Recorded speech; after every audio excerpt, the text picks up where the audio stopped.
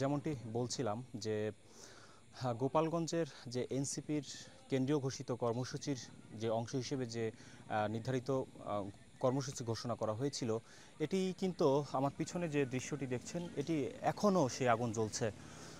বলা যায় যে আজ সকাল ৯টায় যে এনসিপির যে কেন্দ্র ঘোষিত যে কর্মসূচি ছিল, সেই কর্মসূচিতে যে দু দফায় যে হামলা চালানো হয়েছে, ঠিক সেই হামলার পর থেকেই কিন্তু উত্তপ্ত হয়ে ওঠে গোপালগঞ্জের পুরো এলাকা। আমি রয়েছি এখন ঠিক সেই জায়গাটিতে যেখানেই এনসিপির যে মূল যে নির্ধারিত যে প্রোগ্রামটি ছিল সেই জায়গাটিতে আপনারা যেমনটি দেখছেন যে এখনও কিন্তু সেই আগুন জ্বলছে। আপনাকে যদি ঘটনার বিস্তারিত একটু বলে রাখি, সেটি কিন্তু মূলত ঘটনার শুরুটা হচ্ছে এই গোপালগঞ্জ সদরের যে উলপুরে প্রথমেই সকাল ৯টার দিকে পুলিশের উপরে হামলা হয়। এরপরে হামলা চালানো হয় কংসুর এলাকায়, যেখানে ইওনোর গাড়িতে হামলা চালানো হয়। এরপরেই কিন্তু এনসিপির কর্মসূচিকে কেন্দ্র করেই কিন্তু উত্তপ্ত হয়ে ওঠে পুরো গোপালগঞ্জ। বলা যায় যে গোপালগঞ্জের বিভিন্ন স্থানে কিন্তু আওয়ামী লীগের যে নেতাকর্মী যারা রয়েছে তারা কিন্তু এক ধরনের সংঘর্ষে জড়িয়ে পড়ে।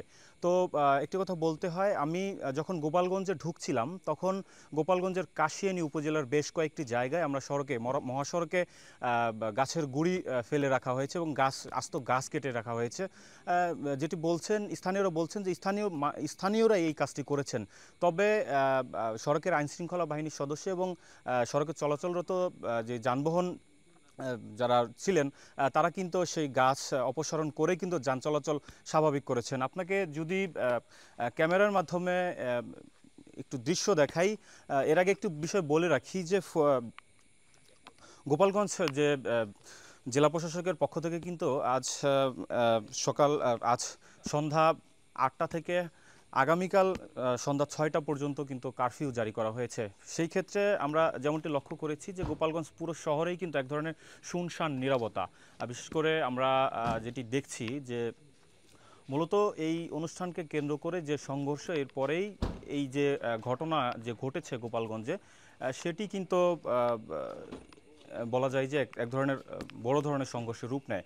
তো এরপর থেকেই গোপালগঞ্জের যে রাত ৮টার পর থেকেই কারফিউ জারি করা হয়েছে, যেটি চলবে আগামীকাল সন্ধ্যা ৬টা পর্যন্ত। তবে এই আজকের সারাদিনের সংঘর্ষে আমরা এখন পর্যন্ত ৪জন নিহত হওয়ার খবর পেয়েছি। তবে যদি আপনাকে আমার পিছনের যে একটি দৃশ্য দেখাই, সেটি কিন্তু গোপালগঞ্জ সদরের যেখানে সমাবেশস্থল ছিল তার খুব ঠিক পাশেই আপনারা দেখছেন যে যে অনুষ্ঠানের যে তোরণগুলো কিন্তু ভেঙে ফেলা হয়েছে। এছাড়াও আমরা গোপালগঞ্জ শহরের বিভিন্ন জায়গা ঘুরেছি, যেটি দেখেছি যে এখানে কিন্তু এক ধরনের বলা যায় যে কারফিউর পর থেকেই কিন্তু এক ধরনের শুনশান নীরবতা পালন করছে। আমরা মাঝে মধ্যে কিছু আইনশৃঙ্খলা বাহিনীর সদস্যদের টহল দিতে দেখছি। এছাড়াও কিন্তু বলা যায় যে পুরো গোপালগঞ্জ শহরটি কিন্তু এক ধরনের ভুতুড়ে শহরে রূপ নিয়েছে। তো এই ছিল আমার কাছে গোপালগঞ্জ সদর থেকে কারফিউ পরিস্থিতির সর্বশেষ